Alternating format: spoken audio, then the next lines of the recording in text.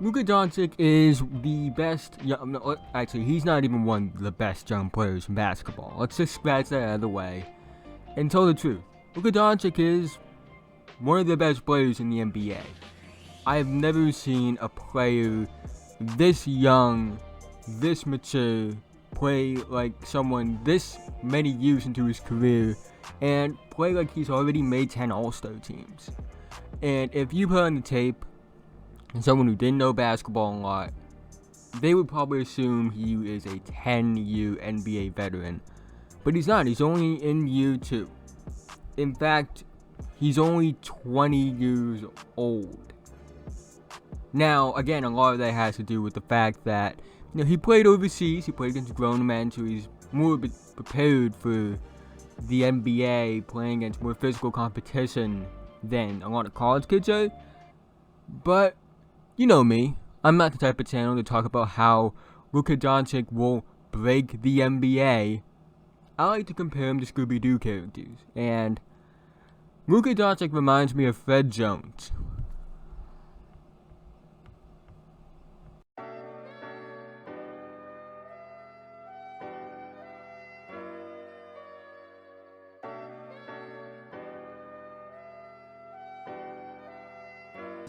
Now, I understand the stigma around Fred Jones. A lot of people don't like Fred.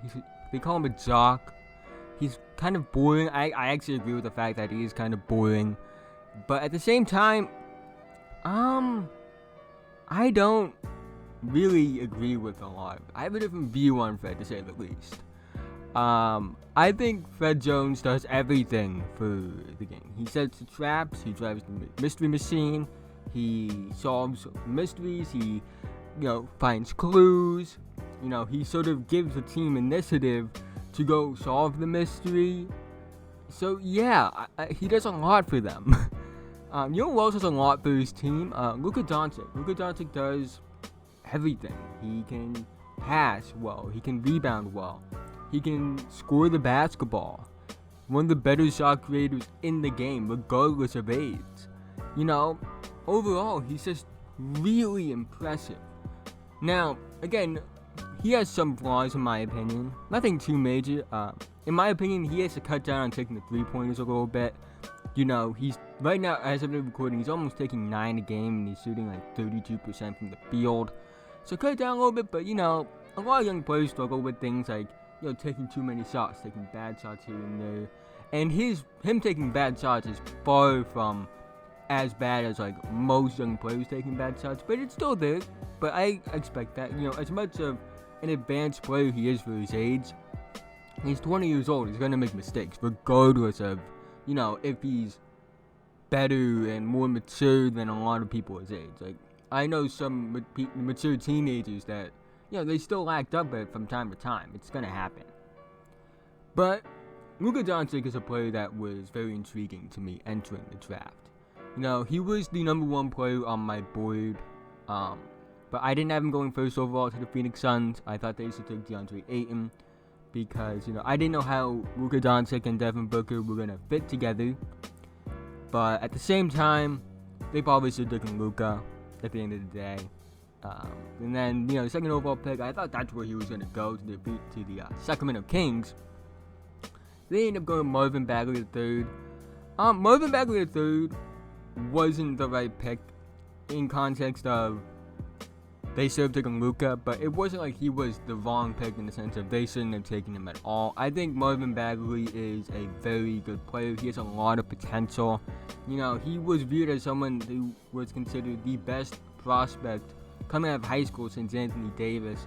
He played really well at Duke, averaged like a 22-11 at Duke or something like that, and he's been solid in the NBA despite coming off the bench the first year of his career, and not getting the minutes that you would expect. He does things, he moves like a guard at times. Like, I don't see a lot of people at his size that can Euro step, and he can Euro step. But back to Luka though. Luka Doncic is such a special player. He entered the league and was already playing like James Harden was back in 2013 when he first got to the Rockets. Like, that's how good Luka Doncic is. Luka Doncic is a player who 25-5 at this point seems like a down year, but you know, at this point, he's gonna be someone who averages around, you know, the 25 to 30 points, the 7 to 9 assists, the 7 to 9 rebounds a night. Those LeBron type numbers, which sounds weird to say because, you know, LeBron and Luka, they're kind of different players. LeBron, like, he's a player that uses his athleticism to his advantage, as he should, but also has the skill. He, you know, finds his teammates, rebounds, things like that. Luka is the same way in the sense of, like, they find teammates open, they're good passers, good rebounders, good scorers. But Luka's scoring skill set reminds me a lot more of a James Harden than it does remind me of a LeBron James.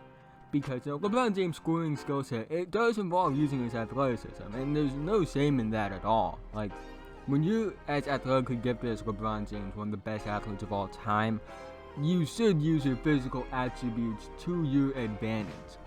Now, with Luka, it's more skill-based. He's not as athletic as LeBron. You know, a lot of people aren't as athletic as LeBron in general, regardless of sport. But he uses more skill. And the reason he's been able to dominate the NBA at such a young age is because he started playing in the second best league in the world as a 16-year-old.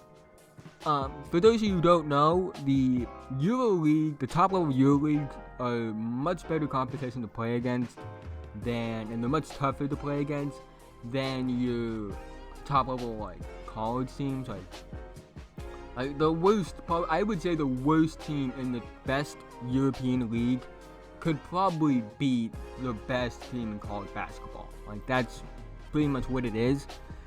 And Luka was really good in that league. He won an MVP in that league. And the thing is, though, like, when you watch players from that league that are going to the NBA as teenagers, they don't put up these eye-popping stats. They're usually, like, rotational players. Like, Frank Ntilikina was a rotational player.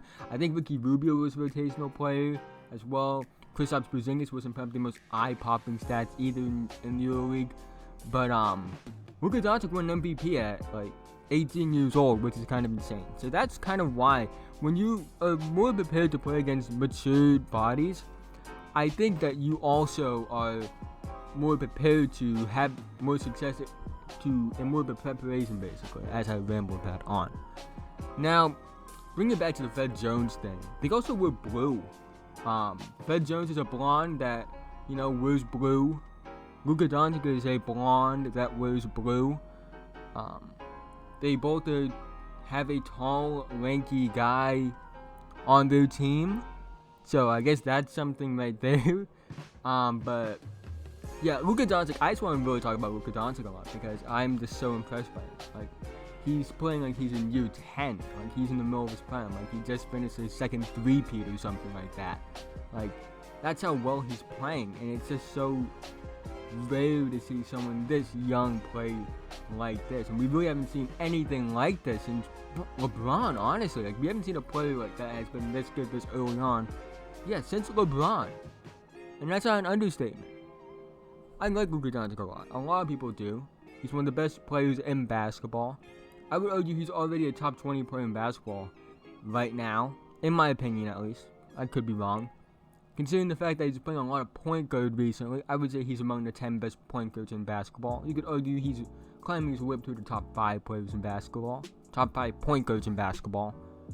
And he's going to be a top 3 player in the league, in my opinion. When, you know, a lot of the guys just start to leave the prime, like Paul George and Kevin Durant and LeBron. And, you know, I think he's going to be part of that new age top 3 players. I think it's going to be like him, Giannis, and, like, probably, like, Anthony Davis or Zion. So, like, those 4 guys are going to be the big focal points of the league moving forward. But, yeah, those are just my opinions on him. And, I didn't talk about as much about his relation to the Scooby-Doo character this time. But, you know, sometimes that's just how it's going to turn out. Sometimes I talk more about the Scooby-Doo side of the video. Sometimes I talk more about the basketball side of the video. Sometimes I talk about them equally. But with that being said, please feel free to like and subscribe. You know, we're on the road to 200 subscribers. We're almost at 120. I mean, at the time of me recording this video, I'm at 119 subscribers. Feel free to follow my Instagram if you want to, see weird pictures I post. Like, not like weird in that sense, but like, different type of pictures. I don't really post a lot of basketball stuff over there, so if you want to see what I'm into like outside of basketball, go follow that. And if you want to go follow me on Twitter, where I talk about everything. I talk about sports, I talk about music, TV shows, movies. I talk about it all over there. Feel free to follow that. Links to those will be in the description as always. And with that being said, have a nice day.